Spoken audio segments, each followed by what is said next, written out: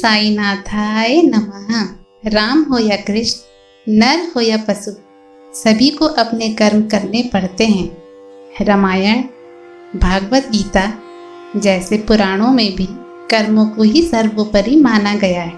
केवल मनुष्य ही नहीं, इस धरा में जन्म लेने वाले ईश्वर ने भी यहाँ कर्मों को ही प्रथम माना है। इसी प्रकार साईं बाबा भी सर्वज्ञ होने के पश्चात भी नित्य प्रति अपने कर्मों में ही लीन रहते थे। उनकी भिक्षावृत्ति, जब तक उनके शरीर में साहस रहा, वे नित्य क्रिया करते थे।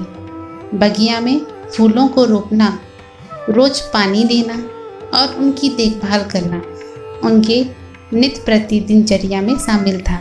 गोपाल दाभोलकर जी ने एक घटना का वर्णन किया है जिसे देखकर वो आश्चर्यचकित हो गए।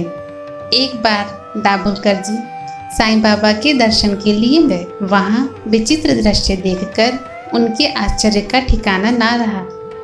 उन्होंने देखा कि साईं बाबा चक्की पीसने की तैयारी कर रहे थे। फर्श पर टाट का टुकड़ा बिछाकर हाथ में पीसने वाली चक्की में गेहूं डालकर, हाथ से पीसने वाली चक्की में गेहूं डालकर पीसना बाबा ने आरंभ कर दिया था। बाबा की ना तो कोई घर द्वार था, ना बाल बच्चे, ना कोई देखरेख करने वाला ही था। वे स्वयं तो भिक्षावृत्ति से निर्वाह करते थे, तो आटे की क्या आवश्यकता थी। सभी लोगों का यही विचार था। तभी पर ये प्रश्न उनसे कौन पूछता।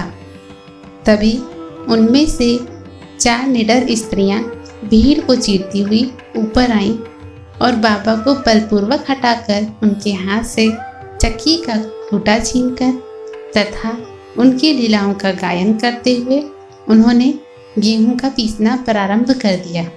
उन स्त्रियों ने सोचा, बाबा तो बहुत दयालु हैं, हो सकता है ये वो आटा हम चारों के बीच में बांट दें। और गीत गाते हुए कार्य का समापन कर दिया। उन्होंने आटे को 4 समान भागों में बांट लिया और जैसे ही वे स्त्रियां घर जाने के लिए खड़ी हुई, बाबा जो अब तक शांत मुद्रा में बैठे हुए थे, तत्क्षण ही क्रोधित हो उठे और अपशब्द कहने लगे। स्त्रियों, तुम पागल हो गई हो? किसका माल हड़प कर ले जा रही हो? क्या कोई कर्जदार का माल है जो इतनी आसानी से उठा कर ले जा रही हो? बाबा ने उन्हें ऐसे अपशब्द बोले। फिर थोड़े शांत होकर बोले, अच्छा एक काम करो, इस आटे को ले जाकर गांव की मेड़ पर बिखेर आओ। बाबा का ऐसा व्यवहार दाभोलकर जी को समझ न आया। पूछताछ पर मालूम हुआ कि गांव में हैजा का प्रकोप है, जिसके निवारण के लिए बाबा ने यह उपचार किया है। जो कुछ आपने पीसते देखा वह गेहूं नहीं वरन हैजा है, जो बाबा ने पीसकर नष्ट कर दिया है। और सबसे बड़ा आश्चर्य तो तब था जब सचमुच हैजा की संक्रामकता शांत हो गई और शिरडी वाले सुखी हो गए। इस प्रकार दाभोलकर जी के हृदय में साईं बाबा के प्रति श्रद्धा का प्रसार हुआ और वे हृदय में प्रसन्न हो उठे और उनके मन में साईं बाबा के जीवन चरित्र लिखने के लिए उत्कंठा हुई। ये घटना दाभोलकर जी को कबीरदास जी के आटे के चक्की वाले दोहे की याद दिलाती है। चलती चक्की देखकर दिया कबीरा रोए, 2 पाटन के बीच में साबुत बचा ना कोई।